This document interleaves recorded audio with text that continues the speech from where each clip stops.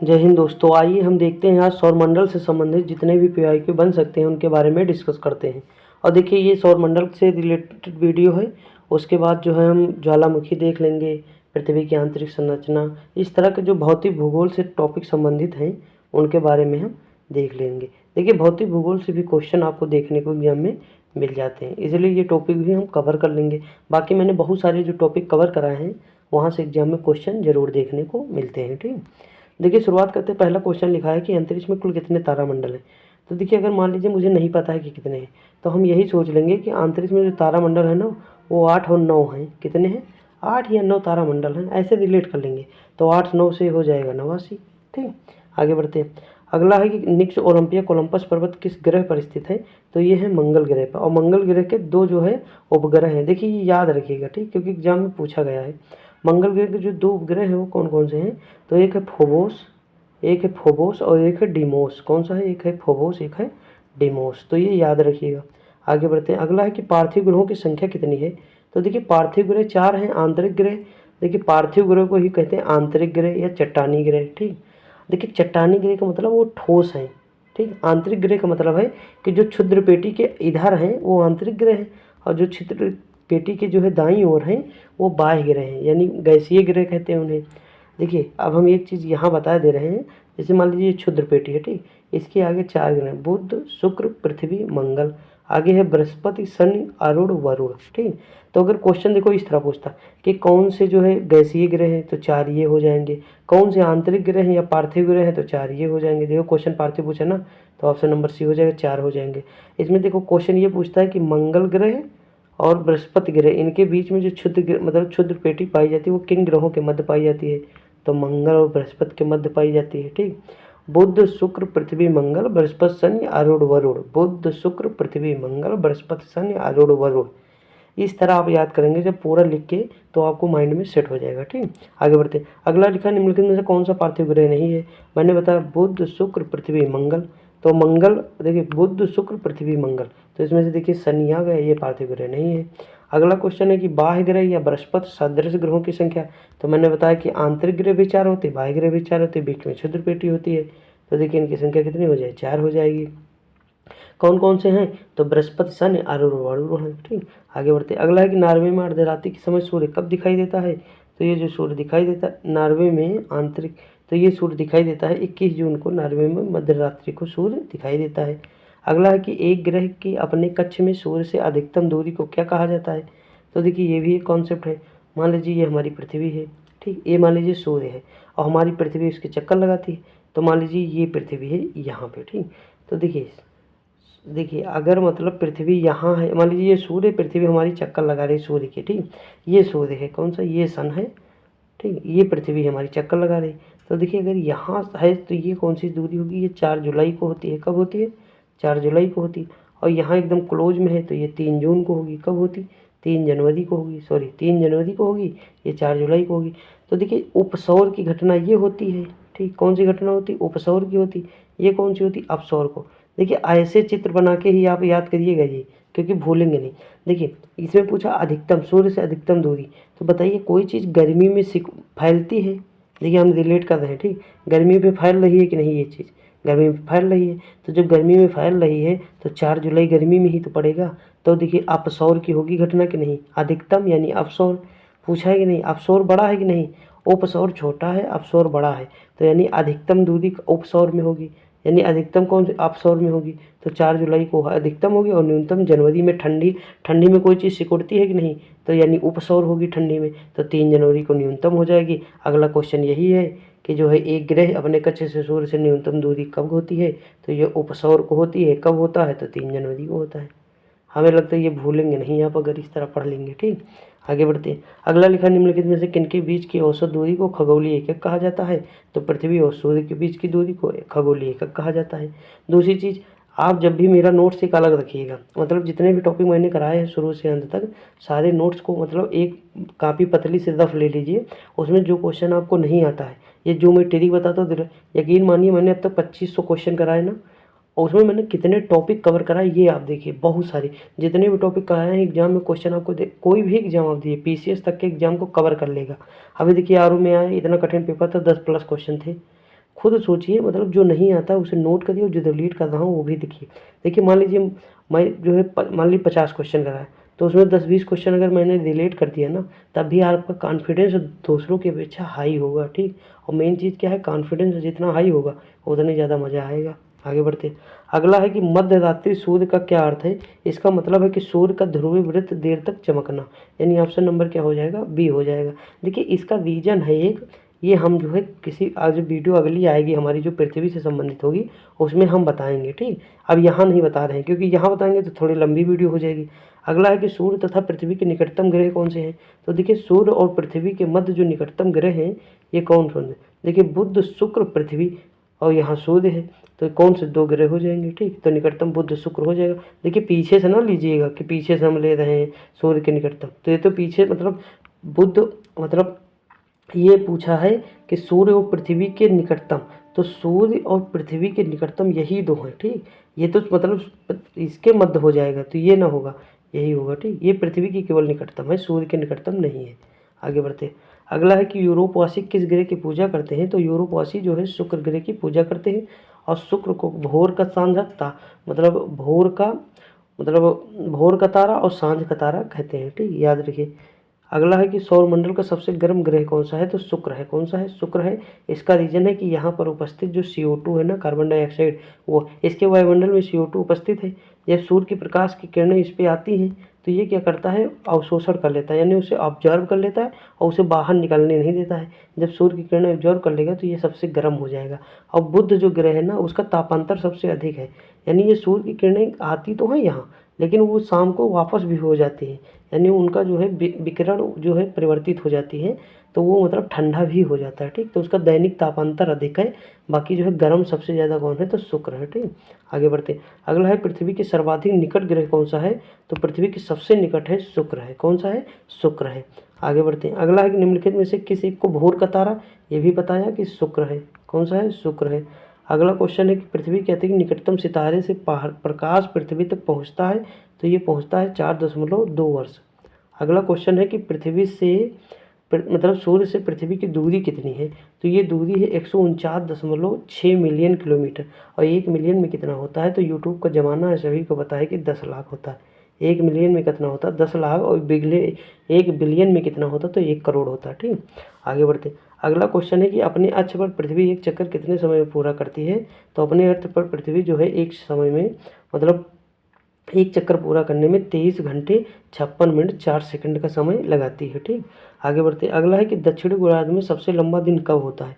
तो देखिए दक्षिणी गोलार्ध में जो है सबसे लंबा दिन होता है, ये कब दिन होता है। तो दक्षिणी गोलार्ध में सबसे लंबा दिन होता है 22 दिसंबर को होता है। देखिए सबसे लंबा दिन 21 जून को होता है उत्तरी गोलार्ध में, और 22 दिसंबर को होता है दक्षिणी गोलार्ध में, ठीक। 21 जून को और 22 सितंबर को, ये 22 दिसंबर को, तो ये याद रखिएगा। आगे बढ़ते। अगला है बृहस्पति सदृश ग्रहों में सम्मिलित नहीं है। तो देखिए बृहस्पति सादृश ग्रहों में जो सम्मिलित नहीं है, ये कौन सा नहीं।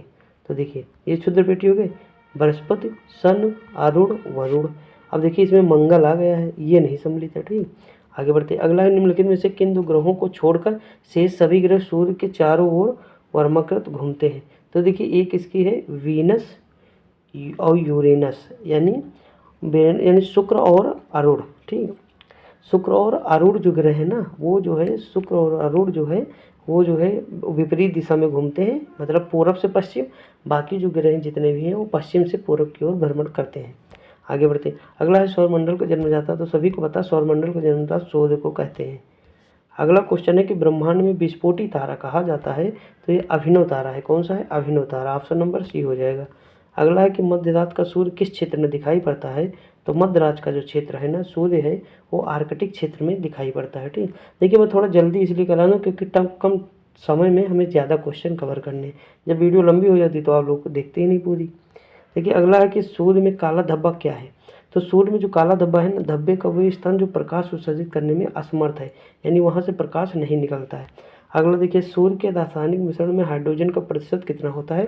तो 71% जो है हाइड्रोजन होता है। कितना, 71%। अगला है कि निम्नलिखित में से कौन सा एक तारा है। तो देखिए सभी को पता है कि इसमें तारा कौन सा है। तो सूर्य एक क्या है, तारा है, ठीक। बाकी ये ग्रह है, ये ग्रह है और ये उपग्रह है। आगे बढ़ते हैं। अगला है कि सौर पृष्ठ पर लगभग कितना तापमान होता है। तो सौर पृष्ठ पर लगभग 6000 डिग्री सेंटीग्रेड तापमान होता है। देखिए 6000 होता है, ठीक, 600 मत सोचिएगा क्योंकि इसके ऊपर वाला ऑप्शन है 600। अगला है कि निम्नलिखित ग्रहों में से किसे सौंदर्य का देवता कहा जाता है। तो सौंदर्य का देवता ये जो कहा जाता है ना, ये शुक्र को कहा जाता है। क्यों? क्योंकि ये चमकीला सबसे ज़्यादा है, तो इसीलिए इसे सौंदर्य का देवता कहा जाता है। अगला है सुपरनोवा क्या है। तो ये मृतप्राय तारा है। क्या है? मृतप्राय तारा है। अगला क्वेश्चन है कि उत्तरी ध्रुव की खोज किसने की। तो उत्तरी ध्रुव की जो खोज की है रॉबर्ट पियरी ने की। किसने की? रॉबर्ट पियरी ने की। अगला क्वेश्चन है साउथ पोल पहुंचने वाला पहला व्यक्ति कौन सा था। तो एमंडसेन था। कौन था? एमंडसेन था। आगे बढ़ते। अगला है पृथ्वी की आकृति सर्वोत्तम ढंग से किस शब्द में स्पष्ट की जाती है। तो ये जो है गुलाब है, मतलब लधवक्ष गुलाब, लधवक्ष गुलाब। लेकिन ये सब नौटंकी नहीं। देखिए इसका एक वर्ड याद रखिए, इंग्लिश में लिखा होगा जियोइड। क्या लिखा होगा? जियोइड। ठीक, इस तरह होगी इंग्लिश, जियोइड करके होगी, वही होगा। ठीक, या फिर गोलाफ याद रखिए। मतलब पूरी, इसका कहने का मतलब ये है कि पृथ्वी पूरी तरह गोल नहीं है। ये ध्रुवों पर जो है थोड़ी चौड़ी है और ये जो है पिचकी है। ध्रुवों पर पिचकी है और विषुवत रेखा पे थोड़ी उभरी हुई है। ठीक, आगे बढ़ते। अगला है कि उस ग्रह का नाम बताइए जो सूर्य से लगभग 150 मिलियन किलोमीटर दूर है। तो ये है पृथ्वी। कौन सा है? पृथ्वी। क्योंकि ऊपर मैंने बताया था 149 पॉइंट कुछ समथिंग था, तो 150 वही पूछा है। ठीक, अगला है कि निम्नलिखित में से किस वैज्ञानिक ने यह सिद्ध किया था सूर्य के चारों ओर प्रत्येक नक्षत्र का मार्ग दीर्घवृत्ताकार है। तो देखिए ये जो सिद्ध किया था ना, ये केपलर ने किया था। किसने किया था? केपलर ने किया था। अगला क्वेश्चन है कि मंगल और बृहस्पति ग्रहों के मध्य सूर्य की परिक्रमा करने वाले खगोलीय पिंड को क्या कहते हैं। अभी ऊपर ही मैंने बताया कि मंगल और बृहस्पति के मध्य एक क्षुद्र पेटी होती है जिसे क्षुद्र ग्रह कहते हैं। ठीक, आगे बढ़ते हैं। अगला है कि निम्नलिखित में से किस ग्रह का औसत घनत्व सबसे अधिक होगा। तो सभी को पता है कि इसमें जो है सबसे ज़्यादा औसत ग्रह किसका होगा। तो ये बुध का है। किसका है? बुध का है। देखिए इसका औसत ग्रह ये गैस वाला है, तो ये तो होगा नहीं। अगला है कि मंगल और पृथ्वी, तो इसमें जो है बुध का है। ठीक, किस ग्रह का औसत घनत्व सबसे अधिक है। तो ये पृथ्वी बुध का है। आगे बढ़ते। अगला है कि सौर प्रणाली की खोज किसने की थी। तो देखिए सौर प्रणाली की खोज की थी कापरनिकस ने। किसने की थी? कापरनिकस ने की थी। अगला है सूर्य के चारों ओर घूमने वाले खगोलीय पिंड क्या कहलाते हैं। तो देखिए सूर्य के जो चारों ओर घूमते हैं उन्हें क्या कहते हैं? उपग्रह कहते हैं। और ग्रहों के चारों ओर जो घूमते हैं उन्हें उपग्रह कहते हैं। ठीक, तो इसका ऑप्शन नंबर सी हो जाएगा। क्या हो जाएगा? सी हो जाएगा, याद रखिएगा। आगे बढ़ते। अगला क्वेश्चन दिया है कि पृथ्वी ग्रह के चारों ओर परिक्रमा करने वाले छोटे खगोलीय पिंड को क्या कहते हैं। तो जो पृथ्वी के चारों ओर परिक्रमा करेगा उसे खगोलीय पिंड क्या कहते हैं? ग्रहों के चारों ओर तो उपग्रह होते हैं। कौन से होते हैं? उपग्रह होते हैं। अगला है ग्रहों की गति का नियम किसने प्रतिपादित किया था। तो केपलर ने किया था। किसने किया था? केपलर ने किया था। अगला है सूर्य के सतह पर हाइड्रोजन के अलावा दूसरा कौन सा बहुतायत में पाया जाता है। यानी दूसरा सबसे ज़्यादा कहे तो सभी को पता है कि हाइड्रोजन और हीलियम, यही दो है सूर्य में सबसे ज़्यादा। और हाइड्रोजन मतलब कितने परसेंट है? तो 71% है। ठीक, ऊपर क्वेश्चन मैंने कराया है। अगला है कि सूर्य के सबसे पास कौन सा ग्रह है। तो सूर्य के सबसे, देखिए सूर्य है तो बुध, शुक्र, पृथ्वी, मंगल, तो सबसे पास में कौन है? बुध है। आगे बढ़ते हैं। अगला है कि किस ग्रह में चंद्रमा की तरह कलाएं होती हैं। तो ये जो है बुध है। कौन सा है? बुध है। ठीक, ऊपर वाला क्वेश्चन क्या है? हाँ ठीक है। अगला है कि निम्नलिखित में से कौन से ग्रहों के चारों ओर घूमने वाला उपग्रह नहीं है। यानी इसमें कौन सा नहीं। तो बुध और शुक्र के कोई उपग्रह नहीं है। आगे बढ़ते हैं। अगला क्वेश्चन दिया है कि निम्नलिखित में से कौन सा ग्रह सूर्य के चारों ओर, मतलब सूर्य का चक्कर सबसे कम समय में लगाता है। तो देखिए इसका तो सिंपल लॉजिक है, जो सूर्य के सबसे पास में होगा वही सबसे ज़्यादा चक्कर लगाएगा। तो बुध सबसे पास में है तो सबसे जल्दी चक्कर लगाएगा। अगला क्वेश्चन निम्नलिखित में से किस ग्रह के भ्रमण गति सबसे अधिक है।